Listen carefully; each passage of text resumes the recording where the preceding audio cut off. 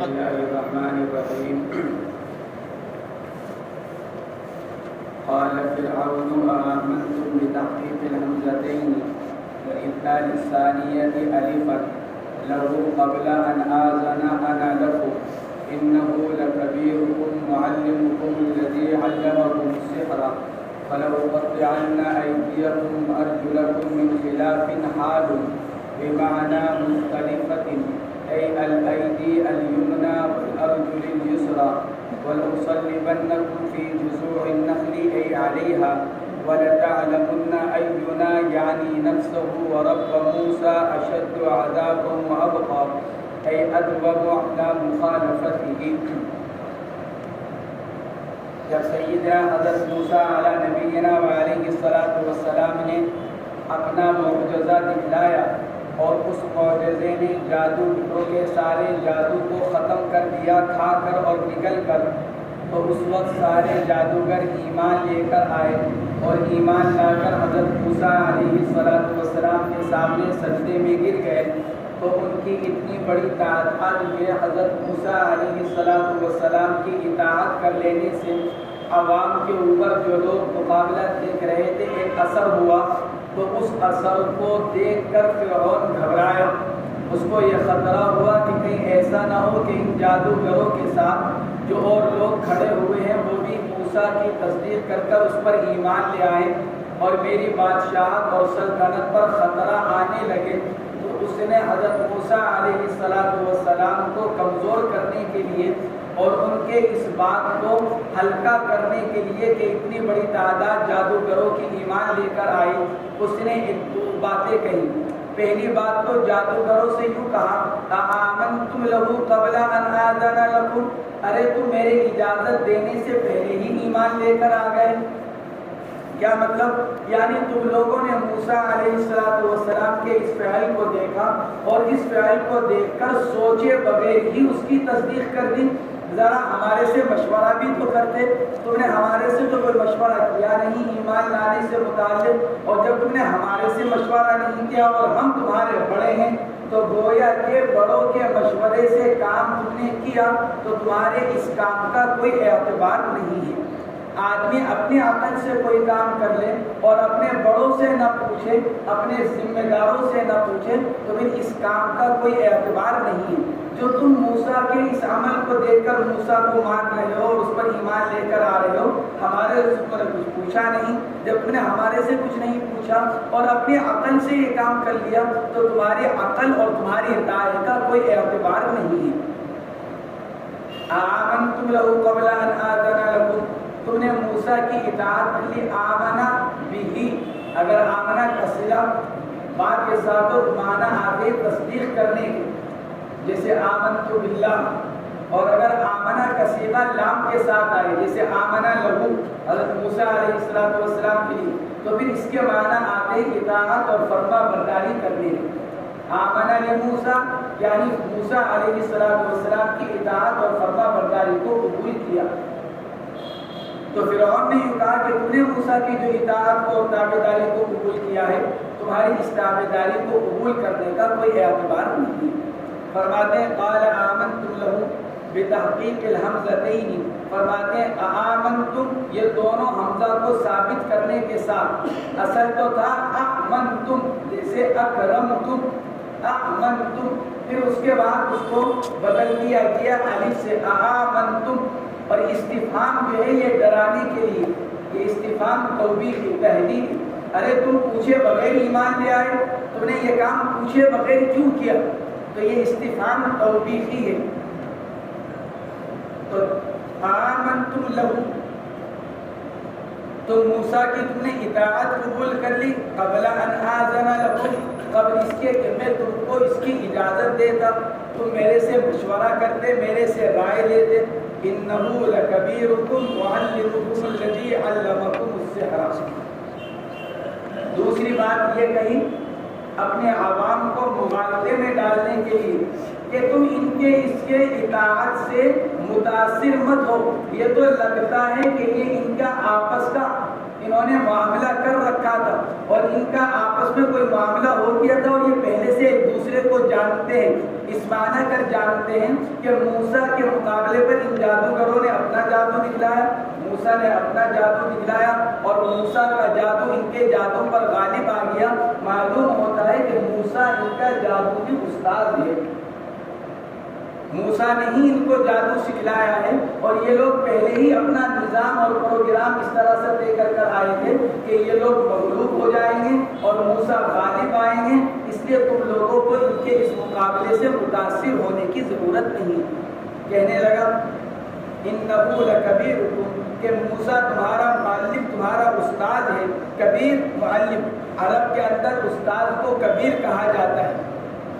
اِنَّهُ لَكَبِيرُكُمْ مُعَلِّمُكُمْ یہ تمہارا استاد ہے جس نے تم کو جادو سکھلایا۔ حالانکہ فرعون جانتا تھا کہ موسیٰ علیہ السلام کو پچھلے ایک طویل عرصے سے ملک کے اندر موجود ہی نہیں ہے، لیکن صرف اپنے عوام کو شبہ میں رکھنے کے لیے اور ان کو مغالطے میں ڈالنے کے لیے اس نے یہ بات دی۔ فَلَأُقَطِّعَنَّ أَيْدِيَكُمْ وَأَرْجُلَكُمْ مِنْ خِلَافٍ پس میں ضرور کاٹ ڈالوں گا تمہارے ہاتھ اور تمہارے پاؤں خلاف سے، یعنی ایک طرف کا ہاتھ اور ایک طرف کا پاؤں۔ یہ دھمکی دی فرعون نے، جیسے ہر زمانے کے لوگوں کا حال رہا ہے کہ ایمان والوں کو جب دھمکی دیتے ہیں تو ان کو سزا دینے کی، ان کے ہاتھ پاؤں ان کو جان سے مارنے کی۔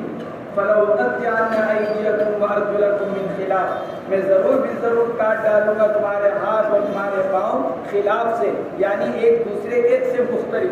خلاف حال فرماتے کہ خلاف یہ حال ہے جس کے معنی مختلف کے ہیں، یعنی اس حال میں کہ وہ ایک دوسرے سے مختلف ہوں گے، یعنی ایک طرف کا ہاتھ اور ایک طرف کا پاؤں، داہنی طرف کا ہاتھ اور بائیں طرف کا پاؤں، تاکہ آدمی دیکھنے میں زیادہ بدنما اور برا لگے۔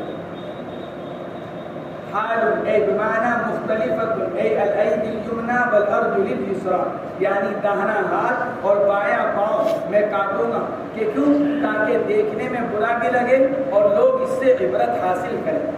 وَلَأُصَلِّبَنَّكُمْ فِي جُذُوعِ النَّخْلِ اور ضرور سولی دوں گا میں تم لوگوں کو کھجور کے درختوں میں۔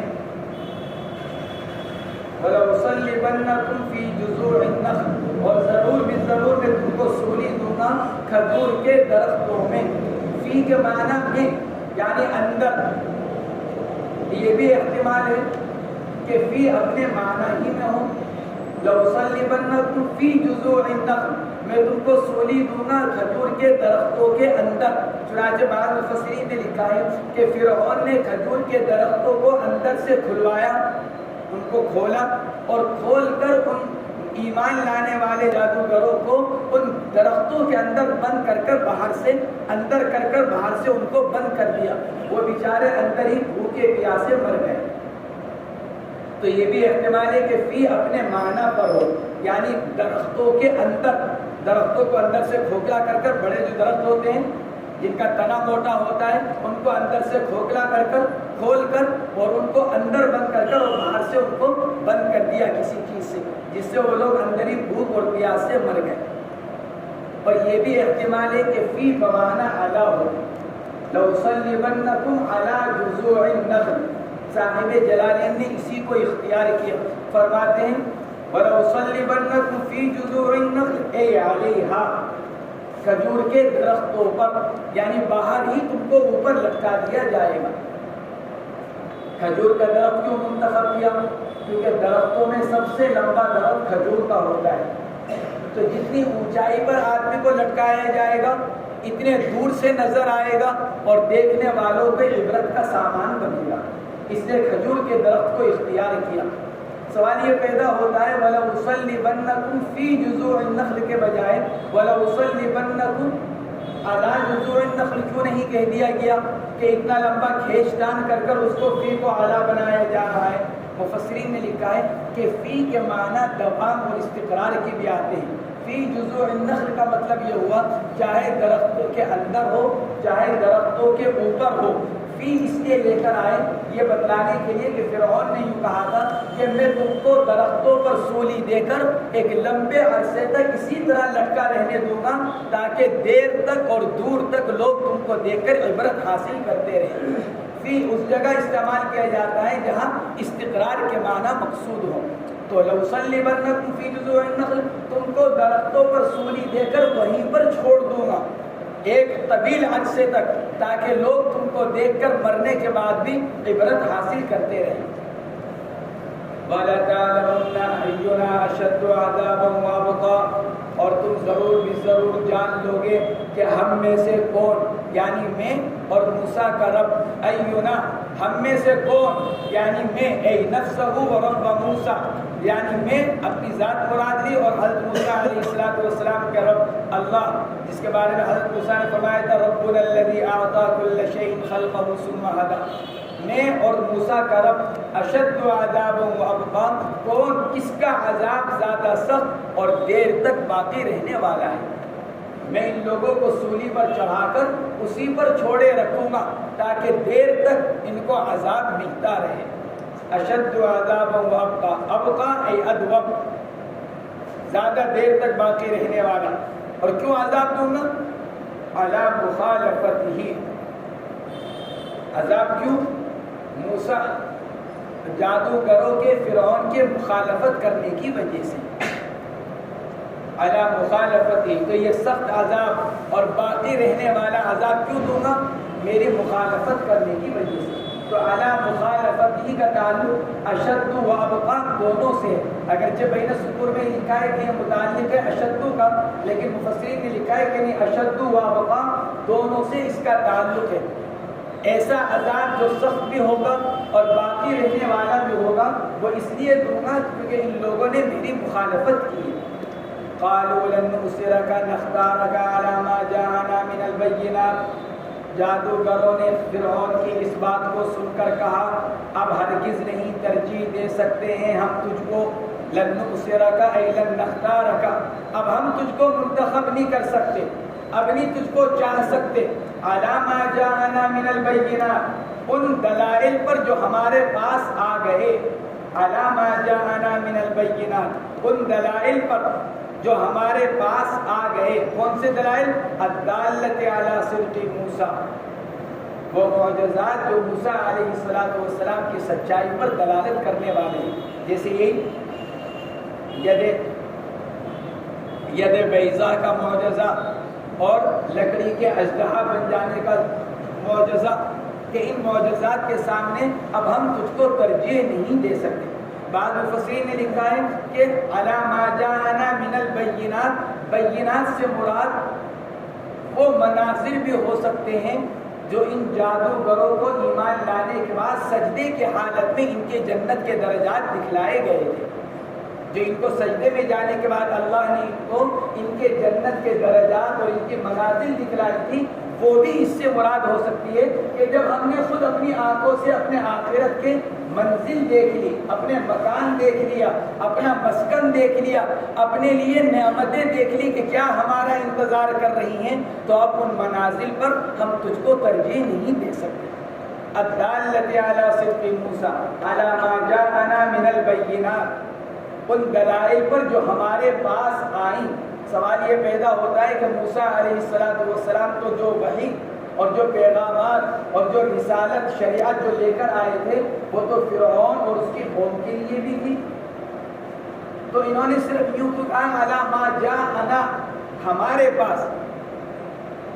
موسیٰ تو سب کے لیے آئے تھے، فرعون کے لیے بھی اور فرعون کی قوم کے لیے بھی، تو اس کا جواب یہ دیا گیا کہ بے شک حضرت موسیٰ علیہ السلام سب کے لیے آئے تھے، فرعون، اس کی قوم، بنی اسرائیل، سب کے لیے حضرت موسیٰ علیہ السلام آئے تھے۔ ان لوگوں نے ان بینات کی نسبت اور اضافت جو اپنی طرف کی، وہ اس لیے کہ ان لوگوں کو اس سے فائدہ حاصل ہو چکا تھا۔ موسیٰ علیہ السلام جو کچھ لے کر آئے معجزات، اس سے اس وقت فائدہ کس کو ہو گیا تھا؟ ان جادوگروں کو۔ تو اصل تو انہی لوگوں کے لیے آنا ہوا جنہوں نے اس سے فائدہ اٹھا لیا، اس لیے ان لوگوں نے ان بینات کے آنے کی نسبت اور اضافت اپنی طرف کی۔ والذی فطرنا خلقنا قسم او عطف على ما فقض ما انت قاد اے اصنع ما قلت والذی فطرنا واو مصنف فرماتے ہیں یا تو یہ واو قسمیہ ہے اور ترجمہ کیا ہوگا؟ ترجمہ ہوگا کہا جادوگروں نے ہرگز نہیں ترجیح دے سکتے ہیں ہم تجھ کو ان بینات پر جو ہمارے پاس آ گئی، قسم ہے اس ذات کی جس نے ہم کو پیدا کیا۔ واو قسمیہ والذی فطرنا، قسم ہے اس ذات کی جس نے ہم کو پیدا کیا۔ مصنف فرماتے ہیں ایک قسم ایک تو قول یہ کہ واو کو قسمیہ بنا لیا جائے اور دوسرا یہ کہ والذی فطرنا کا عطف کیا جائے علی ما جاءنا کے اوپر، یعنی ہم تجھ کو نہیں ترجیح دے سکتے ان بینات ان معجزات پر جو موسیٰ ہمارے پاس لائے اور اس اللہ پر جس نے ہم کو پیدا کیا، ہم تجھ کو اب ان دونوں پر ترجیح نہیں دے سکتے۔ مصنف فرماتے ہیں کہ یہاں پر واو قسمیہ بھی ہو سکتا ہے تو بھی ترجمہ ہوگا کہ ہم تجھ کو ترجیح نہیں دے سکتے، قسم ہے اس ذات کی جس نے ہم کو پیدا کیا، اور واو عطف کے لیے بھی ہو سکتا ہے کہ ہم تجھ کو ترجیح نہیں دے سکتے ان معجزات پر اور اس اللہ پر جس نے ہم کو پیدا کیا۔ اس لیے فرماتے ہیں او عطف علی ما ای لن نؤثرک علی ما جاءنا من البینات علی الذی فطرنا فاقض ما انت قاض، تو کر لے جو کچھ کرنا چاہتا ہے، جو تو نے ہم کو دھمکی دی ہے، لَأُقَطِّعَنَّ أَيْدِيَكُمْ وَأَرْجُلَكُمْ مِنْ خِلَافٍ وَلَأُصَلِّبَنَّكُمْ فِي جُذُوعِ النَّخْلِ، کہنے لگے کہ تجھ کو جو کرنا ہے کر لے، اب ہم تجھ سے ڈرنے والے اور تیرے ڈر سے واپس تیرے دین میں آنے والے نہیں ہیں۔ فرعون ایک انتہائی ظالم اور جابر آدمی تھا اور لوگوں کو ذرا سی باتوں پر بھیانک سزا، سخت سزائیں دیا کرتا تھا۔ چنانچہ وفرعون ذی الاوتاد بھی کہا گیا، ذی الاوتاد اوتاد جمع بدد کی، اور اس کا طریقہ یہ لکھا فرعون میخوں والا، کہ فرعون جب کسی سے ناراض ہوتا، کسی کو سزا دینا چاہتا، تختے پر اس کو لٹا کر یہ کھڑا کر کر اس کے چاروں ہاتھ پاؤں کو یوں کر کر چاروں ہاتھ پاؤں میں کیلے ڈھکا دیا کرتا تھا۔ وفرعون ذی الاوتاد، فرعون کیلوں والا، مفسرین نے لکھا ہے کہ اس کو کیلوں والا اس لیے کہا جاتا ہے کہ وہ زندہ آدمیوں کے ہاتھ پاؤں میں کیلے ڈھکا دیا کرتا تھا، وہ آدمی وہیں پر سخت تکلیفوں کے ساتھ مر جایا کرتا تھا۔ تو یہ لوگ جب فرعون نے کہا لَأُصَلِّبَنَّكُمْ فِي جُذُوعِ النَّخْلِ لَأُقَطِّعَنَّ أَيْدِيَكُمْ وَأَرْجُلَكُمْ مِنْ خِلَافٍ، جب فرعون نے یوں کہا تو چونکہ وہ لوگ جانتے تھے کہ فرعون کرے گا، انہوں نے یوں نہیں کہا کہ ہم مقابلہ کریں گے یا تو کر نہیں سکتا، اللہ ہماری مدد کرے گا، سمجھتے تھے کہ فرعون کا پچھلا حال کیا رہا ہے، اس لیے کیا کہا فَقْضِ مَا أَنْتَ قَاضٍ، تجھ کو جو کرنا ہے کر، ہم تو ایک اللہ پر ایمان لا کر تجھ کو چھوڑ چکے ہیں۔ فَقْضِ مَا أَنْتَ قَاضٍ اے اصْنَعْ مَا قُلْتَهُ، تو کر جو تو کچھ کہہ رہا ہے، کیوں إِنَّمَا تَقْضِي هَذِهِ الْحَيَاةَ الدُّنْيَا، اب تو ہم نے آخرت کو دیکھ لیا اور آخرت پر ایمان لانے کے بعد ہم کو یہ پتہ چل گیا کہ یہ دنیاوی زندگی چند روز کی ہے، چاہے وہ راحت کے ساتھ گزر جائے، چاہے وہ تکلیف اور مشقت کے ساتھ گزر جائے، چند روز کی زندگی ہے، اصل زندگی تو آخرت کی ہے، اور آخرت کے اعتبار سے ہم اپنے منزل کو دیکھ چکے ہیں۔ انما تقضی هذه الحیات الدنیا، تو جو کچھ کر سکتا ہے صرف اس دنیا کی زندگی میں کر سکتا ہے، پھر اس کے بعد ہم مر جائیں گے تو تیرے اختیار سے باہر ہو جائیں گے، اور پھر آخرت میں اللہ نے ہمارے لیے بہت کچھ تیار کر رکھا ہے۔ دنیا سے جانے کے بعد دنیا کی تکلیفوں سے، تیری سزا سے ہم کو نجات مل جائے گی، اور آخرت کے نعمتیں اور آخرت کے انعامات ہم کو حاصل ہو جائیں گے۔ انما تقضی هذه الحیات الدنیا، حیات الدنیا النصب علی الاتساع، هذه الحیات الدنیا، الحیات الدنیا نصب کے ساتھ، یہ نصب کیوں؟ وہ جیسے ماقبل میں بیان کیا گیا کہ نصب بنزع الخافض، اصل تھا فی ہذہ الحیات الدنیا کسرے کے ساتھ، تو یہاں فی حرف جار تھا، اس کو حذف کر دیا گیا، اس کے حذف کرنے کی وجہ سے حیات الدنیا کو نصب دے دیا گیا۔ اسی کو مصنف فرماتے ہیں النصب علی الاتساع، اتساع کا مطلب وہی کہ النصب بنزع الخافض، کہ حرف جر کی وجہ سے اتساعاً اس کو نصب دیا گیا۔ یہ اتساع کو ہی دوسرے لفظوں میں کہا جاتا ہے نصب بنزع الخافض، کہ حرف جر کو حذف کرنے کی وجہ سے اس جملے کو نصب دے دیا گیا۔ وَتُجْزَىٰ عَلَيْهِ فِي الْآخِرَةِ، اور تو جو کچھ کرے گا آخرت میں تجھ کو اس پر بدلہ دیا جائے گا۔ تو ہمارے ساتھ جو کچھ کرنا چاہتا ہے کر، لیکن تیرے اس ظلم کا بدلہ تجھ کو آخرت میں ضرور ملے گا۔ تو جو کچھ ہمارے ساتھ ظلم و زیادتی کا معاملہ کرے گا اللہ کی طرف سے تجھے اس پر ضرور سزا دی جائے گی۔ اِنَّا آمَنَّا بِرَبِّنَا لِيَغْفِرَ لَنَا خَطَايَانَا، ہم ایمان لائے اپنے رب پر تاکہ وہ ہمارے گناہوں کو معاف کرے۔ لِيَغْفِرَ لَنَا خَطَايَانَا، ہم اس لیے لائے اللہ پر ایمان تاکہ وہ ہمارے پچھلے گناہوں کو معاف کرے۔ کون سے پچھلے گناہ؟ الاشراک وغیرہ، من الاشراک وغیرہ، اللہ کے ساتھ شریک کرتے تھے، اس کے علاوہ اور گناہوں کے جو کام کرتے تھے نافرمانی کے، من الاشراک وغیرہ، وما اکرہتنا علیہ من السحر، اللہ ہمارے شرک کو بھی معاف کرے اور اللہ ہمارے اس گناہ کو بھی معاف کرے جس کے کرنے پر تو نے ہم کو مجبور کیا، یعنی جادو، من بیانیہ، وما اکرہتنا علیہ، اور اس گناہ کو بھی اللہ ہمارے معاف کرے جس پر تو نے ہم کو مجبور کیا، اے من السحر۔ سوال یہ پیدا ہوتا ہے کہ جادوگر تو اپنے اختیار سے آئے تھے، وہی کہہ رہے ہیں کہ فرعون سے کہ تو نے ہم کو جادو پر مجبور کیا۔ سوال یہ پیدا ہوتا ہے کہ جادوگر تو اپنے اختیار سے آئے تھے، بلکہ مقابلہ شروع ہونے سے پہلے فرعون کے ساتھ باقاعدہ انہوں نے معاملہ طے کیا۔ أَإِنَّ لَنَا لَأَجْرًا إِن كُنَّا نَحْنُ الْغَالِبِينَ قَالَ نَعَمْ وَإِنَّكُمْ إِذًا لَّمِنَ الْمُقَرَّبِينَ، باقاعدہ فرعون سے مول تول کیا، اچھا اگر ہم جیت گئے موسیٰ کے مقابلے میں تو ہمیں کیا ملے گا؟ تو فرعون نے کہا کہ بہت کچھ دوں گا اور اس کے ساتھ ساتھ اپنا مقرب بھی بناؤں گا۔ وہ تو اپنی مرضی سے عمل کر رہے ہیں، پھر یوں کیوں کہہ رہے ہیں کہ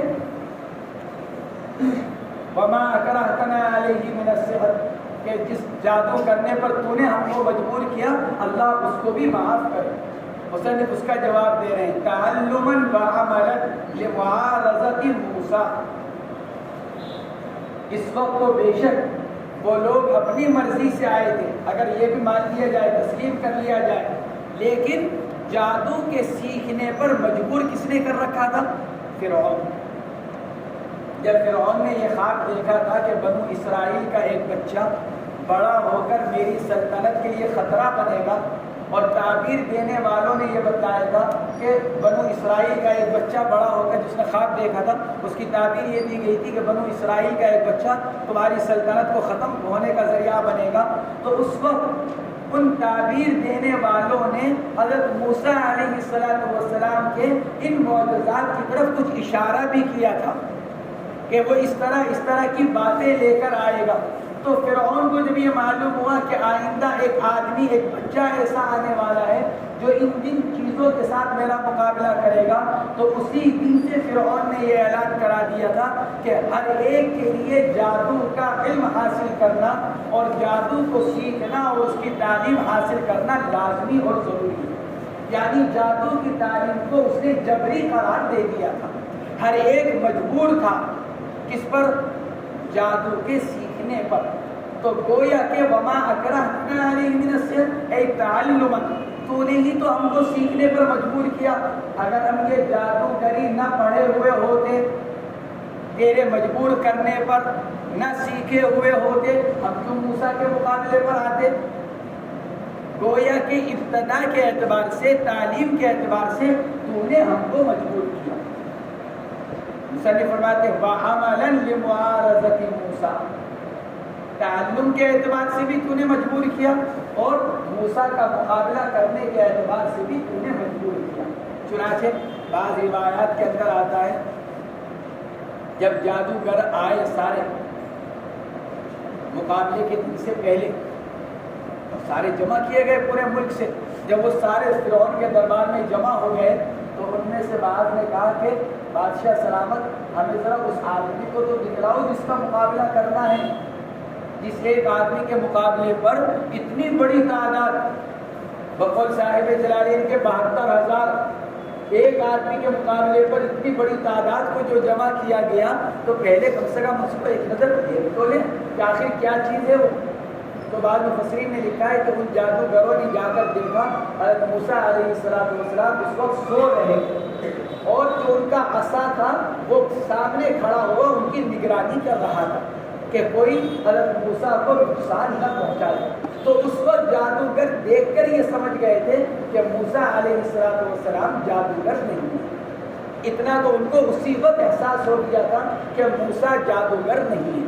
تو آپس میں پھر انہوں نے بعد میں باہر آ کر کہا کہ بھائی اس آدمی کا مقابلہ نہیں کرنا چاہیے۔ تو ہلکا سا تو یہاں خیال ہو گیا تھا، اس کے بعد رہی صحیح کسر حضرت موسیٰ نے میدان میں آ کر پوری کر دی تھی، لا تفتروا علی اللہ کذبا فیسحتکم بعذاب وقد خاب من افتری۔ اس سب کے بعد فتنازعوا امرهم بینہم، ان لوگوں میں جو آپس میں اختلاف پیدا ہوا تھا وہ ان پچھلے سارے حالات کی وجہ سے، تو گویا کہ وہ موسیٰ کا مقابلہ بھی نہیں کرنا چاہ رہے تھے کیونکہ سمجھ گئے تھے کہ موسیٰ جادوگر نہیں۔ اس وقت مقابلے کے لیے فرعون نے ان کو مجبور کیا، لالچ دیا، دھمکایا، تو بیچارے اس لالچ اور دھمکانے کی وجہ سے موسیٰ کا مقابلہ کرنے کے لیے آگے بڑھ گئے۔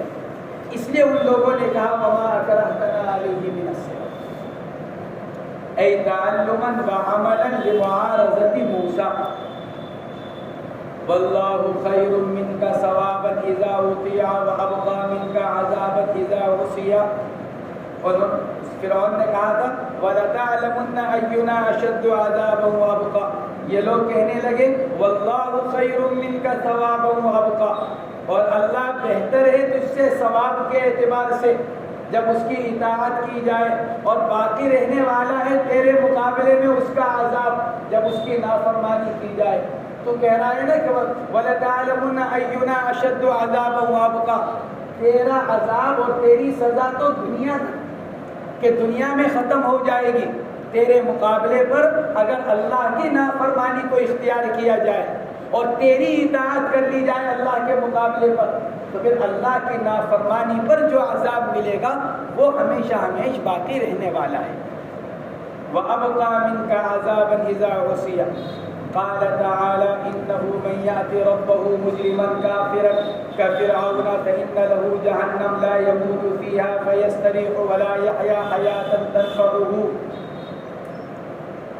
صاحب جلالین تو فرماتے ہیں یہاں آ کر موسیٰ علیہ السلام کا کلام پورا ہو گیا۔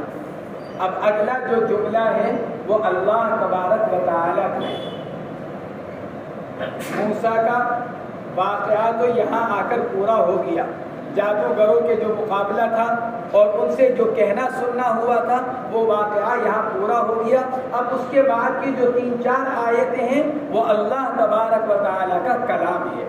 قال تعالی، صاحب جلالین تو یہ فرماتے ہیں، لیکن بعض مفسرین یہ فرماتے ہیں کہ نہیں، یہ اگلی چند آیتیں جو نقل کی گئی ہیں یہ بھی حضرت موسیٰ علیہ السلام ہی کا کلام ہے جو اللہ تبارک و تعالیٰ نے ان کی طرف وحی کی تھی کہ موسیٰ کہو لوگوں سے انہو من یاتی ربہ مجرما، انہو ضمیر شان، وہ ضمیر شان، اس طرح 2 ضمیریں آتی ہیں، ایک ضمیر شان کہلاتی ہے اور یہی صورت کس کی ہوتی ہے؟ ضمیر غائب کی۔ انہو یہ ضمیر شان ہے، یہ ضمیر غائب، مفسرین فرماتے ہیں کہ یہ ضمیر شان ہے، ضمیر غائب نہیں۔ اور دونوں میں فرق یہ ہوتا ہے کہ جہاں جب ضمیر شان ہوگی تو سابق میں اس کا کوئی مرجع نہیں ہوگا جس کی طرف اس کو لوٹایا جا سکے۔ ضمیر شان ہونے کی علامت یہ ہے کہ اس سے پہلے اس کا کوئی ایسا مرجع نہیں ہوگا جس کی طرف اس کو ضمیر کو لوٹایا جا سکے۔ جیسے دوسری جگہ ہے قل هو اللہ احد، تو ہوا ضمیر شان ہے کہ کیوں؟ کیونکہ اس سے پہلے کوئی مرجع نہیں ہے جس کی طرف ہوا کو لوٹایا جا سکے، تو ایسی ضمیر کو ضمیر شان کہا جاتا ہے۔ اور ضمیر غائب کہ ضمیر غائب بھی اسی طرح ہوتی ہے، اس کی صورت بھی یہی ہوتی ہے، لیکن ضمیر غائب سے پہلے کوئی جملہ ہوتا ہے جو اس ضمیر کا مرجع بنتا ہے، یعنی گویا کہ ضمیر شان سے پہلے کوئی جملہ نہیں ہوتا جو اس کا مرجع بن سکے، اور ضمیر غائب کے اندر اس سے پہلے جملہ ہوتا ہے جو اس ضمیر کا مرجع بنتا ہے۔ تو انہو من یأتی ربہ مجرما، تو انہو میں ضمیر جو ہے وہ ضمیر شان ہے۔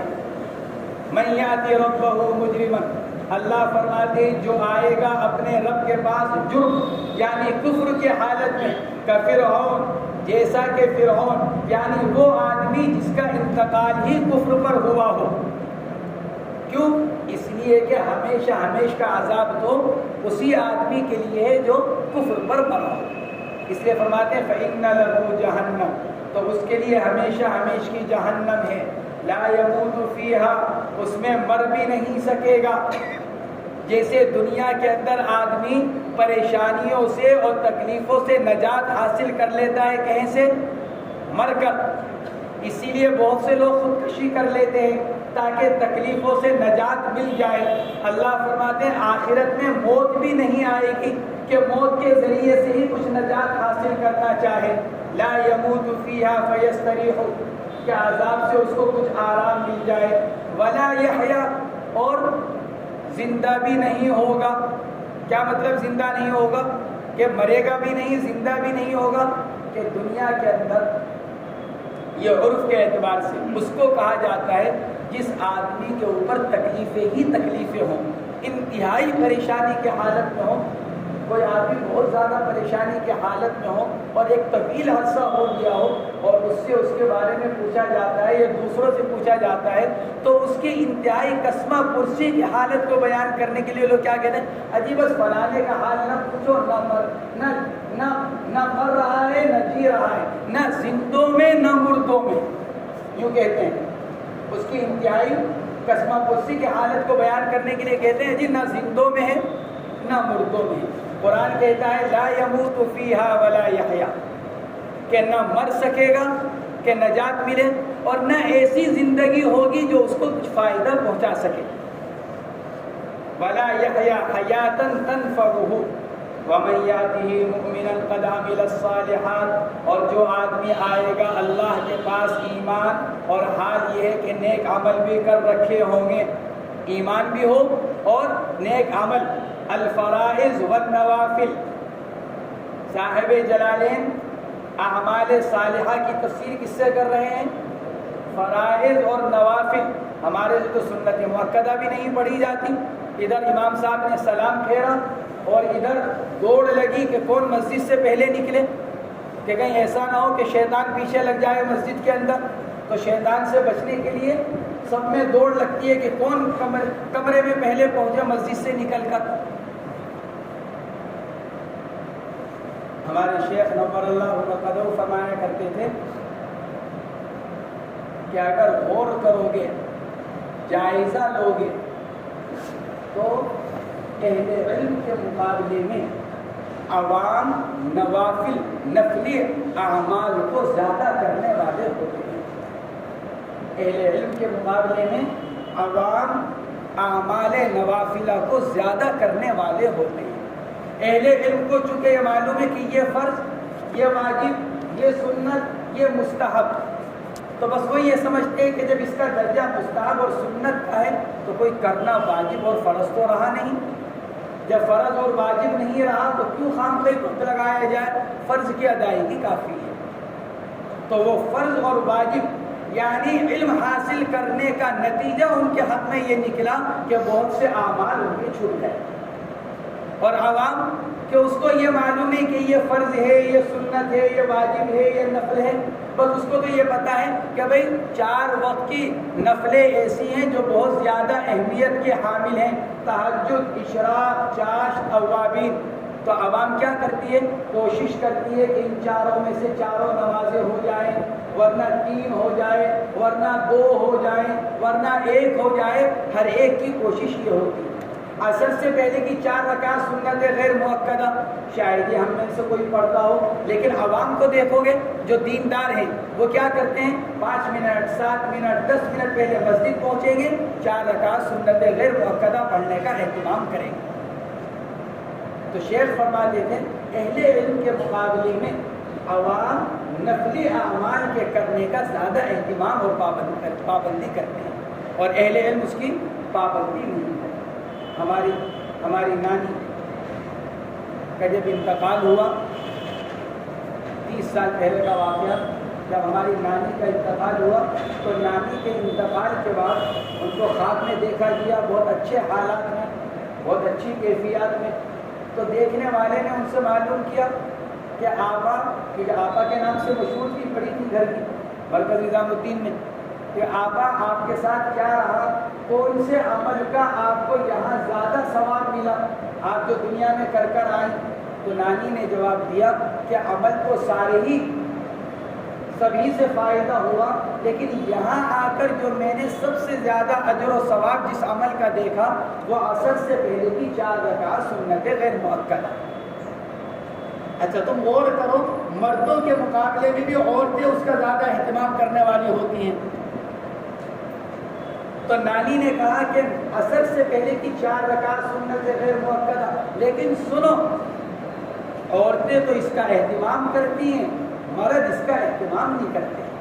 یہ کہا نانی نے کہ عورتیں تو پڑھتی ہیں لیکن اس کو مرد نہیں پڑھتے۔ ہم سب اپنے آپ کو دیکھ لیں، ہم میں سے کون ہے جو پڑھتا ہو، کبھی اکا دکا کبھی نوبت آ گئی ہو کہ ہم نے عصر سے پہلے کی 4 رکعت سنت غیر مؤکدہ پڑھنی ہو، یا عشاء کے بعد 2 رکعت سنت کے بعد 2 رکعت نفل پڑھنی ہو، یا وتر کے بعد 2 رکعت نفل پڑھی ہو؟ مصنف فرماتے ہیں الفرائض والنوافل، نوافل کے اندر فرض کے علاوہ بقیہ سارے عمل، سنت مؤکدہ کو بھی شامل، کیونکہ نفل کے معنی زائد کے، یعنی ہر وہ نماز یا ہر وہ عمل جو فرض سے زائد ہو۔ اب وہ فرض سے زائد واجب بھی ہو سکتا ہے، فرض سے زائد سنت مؤکدہ بھی ہو سکتا ہے، اور فرض سے زائد سنت غیر مؤکدہ یعنی مستحب عمل بھی ہو سکتا ہے۔ اس کا اہتمام کرنا چاہیے۔ حدیث پاک کے اندر فرمایا گیا کل قیامت کے دن جب آدمی اللہ کے حضور حاضر ہوگا تو سب سے پہلے کس عمل کا حساب ہوگا؟ ان اول ما يحاسب به العبد من یوم القیامت من عمله صلاته۔ حدیث پاک میں فرمایا گیا ان اول ما يحاسب به العبد یوم القیامت من عمله صلاته۔